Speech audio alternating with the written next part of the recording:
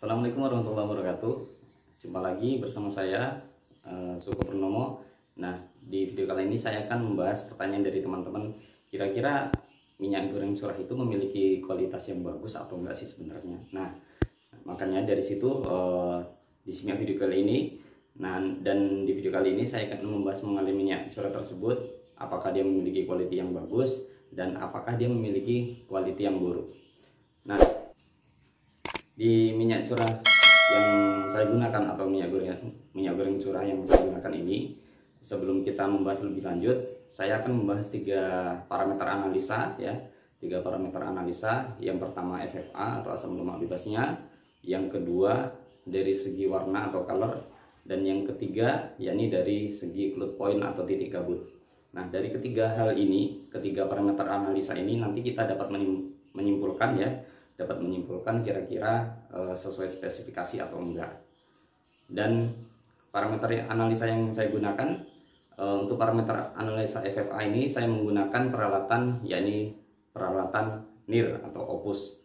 Terus untuk parameter analisa color dapat digunakan peralatan yakni Lovibond model F. Jadi nanti kita masukkan sampelnya ke dalam kuvet ya, kita masukkan sampel ke dalam kuvet. Kalau nggak salah saya sekitar panjangnya 5 inci. Kemudian kita sesuaikan colornya dengan angka-angka yang berada di dalam situ, sehingga nanti kita dapat menentukan hasil warna yang dimiliki dari minyak tersebut. Dan untuk menentukan parameter analisa yang ketiga atau cloud point, saya menggunakan peralatan ini sederhana ya, peralatan sederhana, dan bisa saja digunakan untuk masyarakat pada umumnya untuk mengecek parameter analisa ini. Yakni kita ambil sampel tersebut sekitar 70 mili, kemudian kita memasukkan dalam water bed yang memiliki suhu yakni 5 derajat, kemudian kita aduk dan kita lihat nantinya kira-kira berapa dia mulai berkabut atau mulai mengkristal di bagian bawahnya. Nah, spesifikasinya sebelum kita mengarah ke parameter analisanya, spesifikasi yang dimiliki untuk memiliki minyak goreng yang bagus itu di sektor industri ya, di sektor industri pada umumnya yang paling standar yakni CP10 ya, CP10 dalam artian di sini CP atau cloud point-nya yakni 10 derajat Celcius. Nah, FFA yang dimiliki untuk minyak goreng tersebut yang paling standar yakni FFA-nya 0,1 maksimal 0,1. Kemudian warna yang dimiliki oleh minyak goreng yang paling maksimal yakni 3.0, dan CP yang seperti saya terangkan tadi yakni CP-nya 10 derajat Celcius.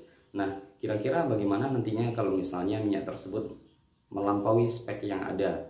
Dan kalau misalnya dia melampaui spek yang ada, tentu dia akan berakibat kurang baik bagi tubuh kita atau bagi konsumen yang mengkonsumsinya.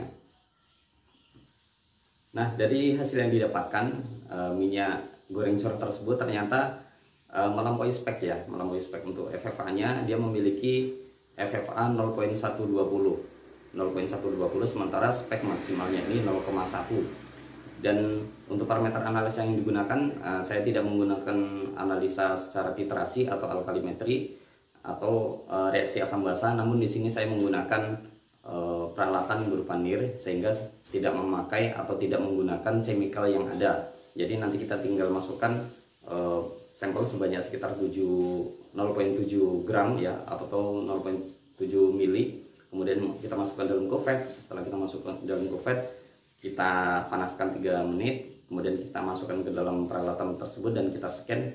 Mungkin memakan waktu hanya 2 menit saja, kemudian nanti akan dimunculkan hasil yang ada. Jadi untuk parameter analisa yang FFA, ternyata minyak goreng curah tersebut memiliki spesifikasi yang sangat tinggi ya, speknya sangat tinggi, karena spek yang ada 0.1 maksimalnya, dan ternyata minyak goreng curah tersebut memiliki FFA yang sangat tinggi ya, ini 0.120. Dan yang parameter yang kedua, yaitu parameter analisa seperti yang saya terangkan tadi, saya menggunakan alat Lovibond. Secara visual kita dapat melihat kira-kira minyak tersebut jernih apa enggak.